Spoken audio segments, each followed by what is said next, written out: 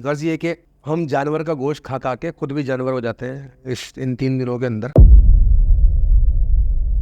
ہم نفس کے غلام ہیں، اور جتنی بڑی ہماری نفس کا جانور ہے ہم اتنا ہی بڑا جانور سامنے لے کے آتے ہیں. ذرا غور کیجیے، میں نے فلاں پتھر مار دیا، میں نے فلاں جگہ ہاتھ لگا کے نماز پڑھ لیا، میں نے خانہ کعبہ کو چھوم لیا، میں نے حجر اسود کو 10 بار چھوم لیا، مجھے 2 لاکھ نیکیاں مل گئیں، مجھے 50 لاکھ نیکیاں مل گئیں. ہم نے دین اور آخرت میں بھی لالچ ڈال دیا، ہم اس کو بٹور رہے ہیں.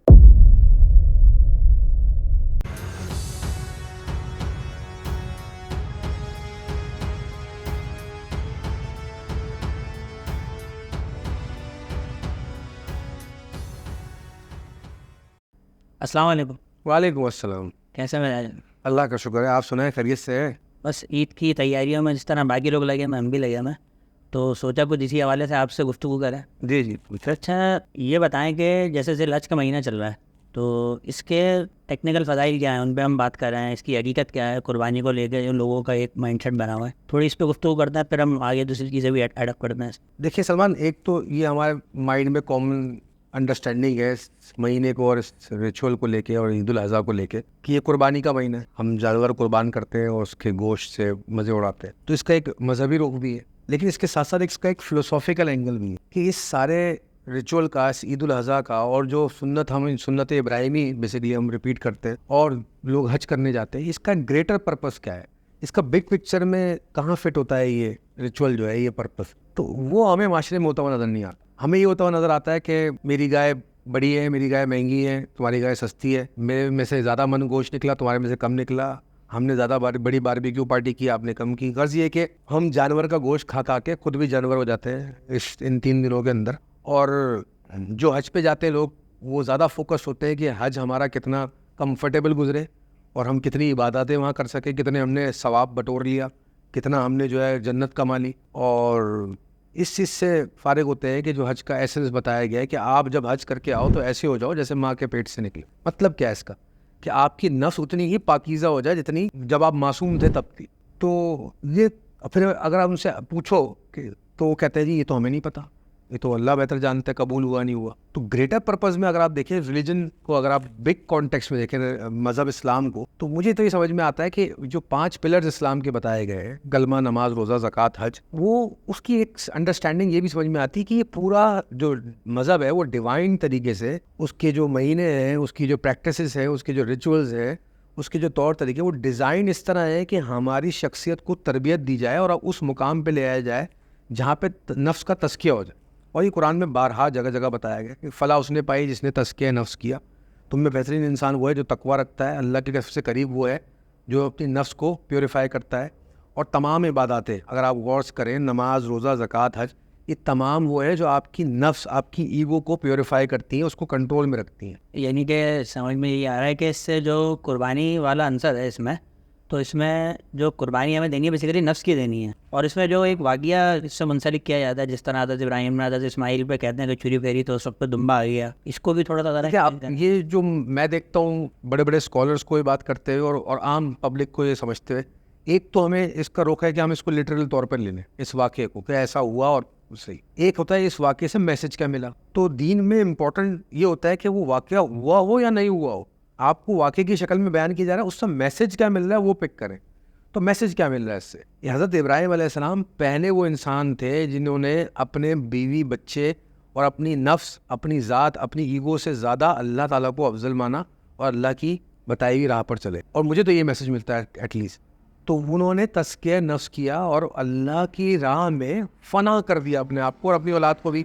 انہوں نے لٹرلی نہیں لٹایا، اور ایکچولی ایسا ہوا بھی نہیں. جو ہمیں واقعہ بتایا جاتا ہے اس کی جگہ دمبا آ گیا، پھر ہم نے وہ سنت فالو کرنا شروع کر دی. تو ہم ظاہری طور پہ تو وہ سنت فالو کر رہے ہیں کہ دمبے کو لٹا کے ذبح کر رہے ہیں اور گوشت اس کا دبا کے کھا رہے ہیں، لیکن اس کا جو ایسنس یا میسج مل رہا ہے کہ اپنی نفس کا تزکیہ کر دو، وہ میسج ہم اپلائی کرتے ہوئے نظر نہیں آ رہے. دوسرا یہ کہ حج بھی اگر آپ دیکھیں، اگر اسلامک جو سائیکل ہے تزکیہ نفس کی اور اس کی جو اسپریچول ایسنس ہے اس پہ دیکھیں ہم، تو حج سب سے لاسٹ ریچول رکھا ہے. پہلے کلمہ، نماز، روزہ، زکوٰۃ، حج. کہ جب آپ پیسے سے بچ جاؤ، پیسے کی لالچ سے آپ پیوریفائی ہو جاؤ، یعنی کہ زکوٰۃ، آپ جسمانی خواہشات کو کنٹرول کر پاؤ یعنی کہ روزہ، آپ نماز کی پابندی کر پاؤ یعنی کہ اللہ کی بڑائی بیان کرنا 5 ٹائم، اپنے اللہ کے آگے جھکنا، اپنے آپ کو تکبر میں نہ لانا، اور ایمان لے آؤ اللہ اور اس کے آخری رسول کے اوپر، کلمہ.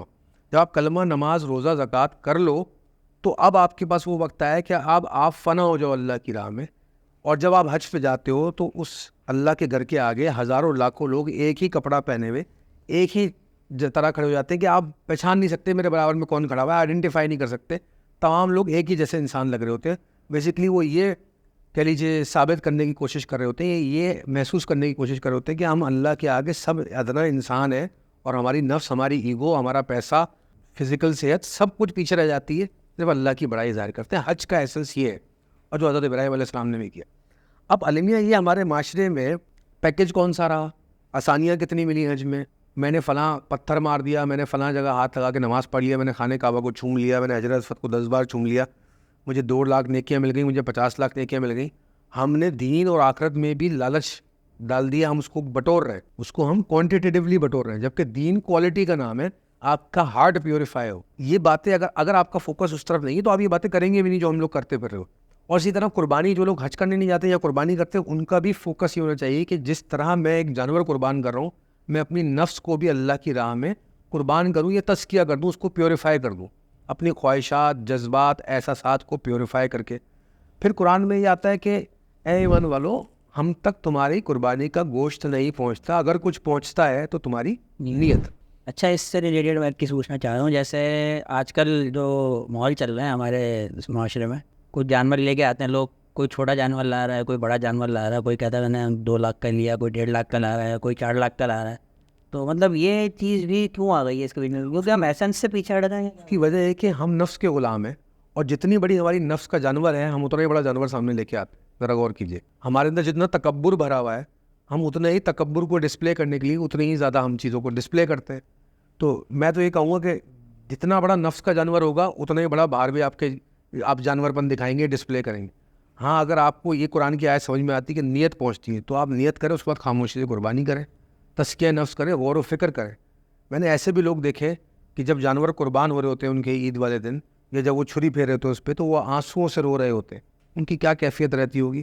تو اللہ ہمیں بھی ایسی توفیق دے اور سب کو ایسی توفیق دے کہ ایسے ہم اللہ کے بندے بنے کہ جب وہ جانور قربان ہو رہا ہو تو ساتھ میں ہماری نفس بھی قربان ہو رہی, تو نہ کہ ہم اپنی نفس کے اوپر چڑھ کے ناچ رہے ہوں اور ایک دھمال مچا رہے ہوں. تو یہ تو بہت کامن ہے پاکستان کے اندر, کہ دنیا بھر میں کامن. ہم نے عید الاضحیٰ کو ایک فیسٹا بنا لیا ہے, ایک ایسا تہوار بنا لیا جس میں ہم مزے کریں, انجوائے کریں, اور خوب کباب اور حلوے منڈے کھائیں. پہلے قربانی کر رہے ہیں, پھر باربیکیو کر رہے ہیں, پھر دعوت, مطلب وہ اس پر چلا جاتا ہے. 3 دن دیکھ لیجیے, یہی ہوتا ہے ہمارے ملک کے اندر. جو نفس کا تزکیہ کرنے کو کہا گیا ہے وہ نفس پرستی ہو رہی ہوتی ہے. لوگوں کے 3 دن میں ویٹ بڑھ جاتے ہیں, پیٹ نکل آتے ہیں, یورک ایسڈ بڑھ جاتے ہیں. سب سے زیادہ سیل جو ہے وہ اینو اور پیٹ صحیح کرنے والی دوائیوں کی ہوتی ہے. یہ تو اوپن سیکرٹ ہے, ہر بندہ جانتا ہے, ہر گھر میں یہ گولیاں ہوں گی اس وقت. تو اب تھوڑا سا اس پہ سولوشن کی طرف آتے ہیں نا, تو اس کو بہتر کس طرح کر سکتے ہیں. مطلب میں انڈیویجولی اپنے طور سے اس چیز کو بہتر کرنا چاہ رہا ہوں, اس معاشرے میں رہتے ہوئے, تو کیا کر سکتا ہوں. دیکھیں, آپ کو اگر یہ بات سمجھ میں آتی ہے, دل میں لگتی ہے کہ دین کی حکمت جو ہے وہ نفس کا تزکیہ کرنا ہے تاکہ آپ اللہ سے قریب ہو جائیں. آپ نفس میں ہیں, اللہ سے دور ہیں. ان سمپل ورڈ میں کہہ دوں, آپ انرجی تھے جنت میں جب تھے, آپ کو مادی دنیا میں بھیجا, نفس آپ کو ایکٹیویٹ کی, آپ انرجی سے میٹر ہو گئے. اب آپ کو اس دنیا میں دین دیا گیا, اس پہ چلیے. اس پہ چلنے کے بعد آپ کیا ہو جائیں گے, واپس روحانی یا اسپریچول, یا آپ کی روح دوبارہ ایکٹیویٹ ہو جائے گی, آپ کا تزکیہ نفس ہوگا, تو آپ پھر اللہ کے قریب ہو جائیں گے, یعنی کہ پھر جنت میں چلے جائیں گے. اور یہی دین کا پورا ایسنس ہے کہ آپ دین میں دنیا میں نیک عمل کیجیے, صحیح راہ پر چلیے, دین پر چلیے, تو آخرت میں آپ کو کیا ملے گی, جنت. جنت کا مطلب عیاشی کا اڈا نہیں ہے, جنت کا مطلب اللہ سے قریبی ہے, قرب الہی ہے. جتنا زیادہ قرب الہی اتنی بڑی جنت. ہمارے معاشرے میں تو یہ بھی مائنڈ سیٹ ایک اتنا گمراہ کن ہو گیا, اور لوگ بڑے فخر سے بتاتے ہیں کہ میں تو جنت کے اعلیٰ مقام میں جاؤں گا, اتنی عیاشیاں ہوں گی, اس میں وہ پینے کو ملے گا, کھانے کو ملے گا, حوریں ملیں گی اور محلات ملیں گے. یہ آپ کا مقصد ہے جنت میں جانے کا؟ نہیں. اللہ کے جو لوگ بندے ہوتے ہیں وہ صرف ایک ہی چیز چاہتے ہیں کہ مجھے اللہ سے قریب رہنا ہے, قرب الہی, اپنے مالک سے قریب رہنا ہے. اور سب سے قریب انسان ان کے اللہ سے قریب کون گزرا ہے ہسٹری کے اندر؟ رسول پاک صلی اللہ علیہ وسلم. تو آپ ان کے طریقے پہ چلیں گے تو آپ بھی ان کے ساتھ ہوں گے, اللہ کے قریب ہوں گے. جتنا اللہ سے قریب اتنی بڑی جنت. جنت کی ڈیفینیشن ایک اللہ کے بندے کے نزدیک یہ ہونی چاہیے, ایک مومن کے نزدیک, کہ جتنا زیادہ اللہ سے قریب اتنی بڑی جنت. ان ادر ورڈ, جتنی بڑی جنت میں جاؤں گا اتنا میں اللہ سے قریب ہوں گا. محلات اور عیاشیاں نہیں چاہیے وہاں پہ. تو یہ اگر آپ کو مائنڈ سیٹ سمجھ میں آتا ہے, یہ کانسیپٹ سمجھ میں آتا ہے, تو پھر اس عید میں تزکیہ نفس کے اوپر غور کیجیے. پیٹ کے اندر کم کھانا کھائیے, اپنے خواہشات, جذبات, احساسات کو قابو رکھیے, دکھاوا تکبر سے بچیے اور اپنی نفس کو اسی طرح قربان کیجیے جیسے حضرت ابراہیم علیہ السلام نے اپنی نفس کا تزکیہ کیا تھا, اپنے آپ کو فنا کیا تھا اللہ کے لیے, اور اللہ کی راہ پر چلے, ایک حق بردار انسان بن جائے گی. ہمارے معاشرے میں اس کی ڈیفینیشن بھی الگ الگ ہے. اور یہ صرف مطلب یہ چیز جیسے آپ نے بہت اچھا ایکسپلین کیا, یہ چیز صرف ان دنوں میں ہی ریئلائز نہیں کرنی ہے, اس کو کیری کرنا ہے اپنی زندگی میں لے کے آنا ہے. دین کہتا ہے سال میں ایک دفعہ تو ہم نے آپ کے لیے انتظام کر دیا, باقی پورا سال آپ نے اس کو فالو کرنا ہے. 30 دن تو ہم آپ کو سختی سے فرض کر دیا گیا کہ آپ نے بھوکا رہ کے اپنی خواہشات کی ٹیم کرنا ہے, ان کو قابو کرنا ہے, اپنے نفس کا تزکیہ کرنا ہے. 30 دن ہم کروا رہے ہیں, باقی کے 335 دن آپ نے خود اس کا کرنا ہے. اگر آپ اس راہ پر چل پڑے, تزکیہ نفس ہو گیا, تو پورے سال روزے رکھیں گے, پورے سال اس کیفیت میں رہیں گے. اگر قربان کر دیا نفس کو عید الاضحیٰ پہ, ہر سال ایک ریمائنڈر دیا جاتا ہے, تو پورا سال آپ اللہ کے بندوں کی, غریبوں کی مدد کریں گے, اللہ کی راہ میں خرچ کریں گے, اپنی نیت کو پاک رکھیں گے, پورے سال گوشت جو ہے غریبوں میں بانٹیں گے, یا جو بھی مال و دولت ہے اس کو شیئر کریں گے, آپ کی ضرورت سے زیادہ جو بھی ہے. اور اس میں کوئی آر نہیں, دین میں سارا کچھ تو بتایا ہوا ہے کہ آپ کی ضرورت سے جو زیادہ ہے, کچھ حصہ اپنے مستقبل کے لیے, اپنے برے وقت کے لیے بچا لیجیے, کچھ حصہ جو ہے اللہ کی راہ میں وقف کر دیجیے, کچھ حصہ جو ہے اس کو آگے لگا دیجیے, جو بھی آپ نے کرنا ہے. تو اسی طرح قربانی کی گوشت کا بھی ہے. ہم نے اس فلاسفی کو, اس حقیقت کو دین کی طرح مشکل بنا لیا اپنے اوپر, اور اس کی وجہ صرف ایک نظر آتی ہے مجھے, نفس کی غلامی. تو اگر نفس کی غلامی سے بچیں تو دین کی حکمت سمجھ میں آئے گی. بہت بہت شکریہ.